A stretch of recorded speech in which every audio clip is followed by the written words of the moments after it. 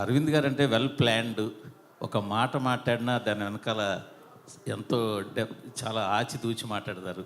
ఒక ఒక పని చేసిన అసలు ఏ విషయంలోనైనా సరే మీరు అసలు ఎక్కడ ఒక తడబాటు అన్నది ఉండదు. అలాంటిది ఇటీవల ఈ సినిమాకి చాలా ఎక్కువగా ఉత్సాహంతో ప్రచారం చేసినట్టు కనిపిస్తుంది. ఏంటి ఆ డిఫరెన్స్, ఎందువల్ల ఏంటి? సరే సార్. మా వాడు అంటున్నాడు 60 నుంచి నేను కిందకి వెళ్తున్నానంట. ఓకే, అయితే నేను రావాలి కిందకి.